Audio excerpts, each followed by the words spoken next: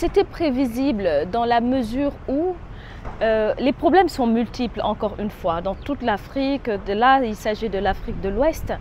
Depuis les indépendances, les successions de régimes que nous avons eus n'ont pas su résoudre le problème. Les problèmes de démocratie, donc les problèmes politiques, les problèmes sociaux, les problèmes économiques.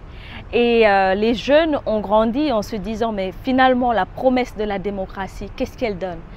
Si elle n'a pas donné quelque chose de bon, c'est-à-dire si la démocratie dont on a rêvé n'a pas pu se concrétiser, il vaudrait mieux aller voir autre chose. D'autant plus qu'on nous parle d'un pseudo décolonisation, d'une pseudo-décolonisation.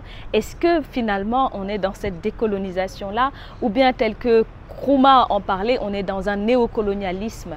Et les jeunes aujourd'hui ont un sentiment de revivre une colonisation autre, avec le partage de ressources, avec aussi les problèmes auxquels eux, ils sont confrontés en termes d'éducation, en termes de chômage, en termes de participation politique. Et donc, ils se disent que finalement, la solution ne va pas être trouvée par l'élite africaine, ouest-africaine précisément, et si les solutions pouvaient être trouvées ailleurs, c'est-à-dire à partir du bas. Et quand on dit à partir du bas, c'est le peuple.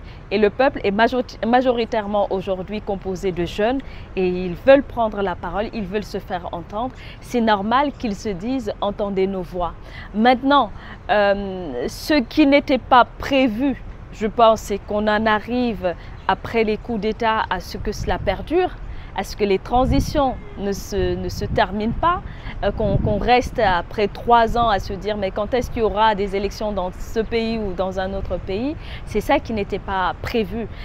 Qu'est-ce que cela va donner? Je pense que ça peut aujourd'hui encore créer un autre flou aux yeux des jeunes et ce serait dommage. Donc ce qu'il y a à prévoir ou ce qu'il y a à souhaiter, c'est qu'on puisse sortir en tout cas de ce moment de balancement où les solutions ne sont pas concrètement trouvées et puis donner la parole à tout le monde, donner la parole à toutes les catégories, aussi bien aux jeunes qu'aux personnes d'un certain âge. Et donc à partir de ce moment, créer une dynamique co-constructive de démocratie, c'est ce qu'il faudrait prévoir ou en tout cas penser.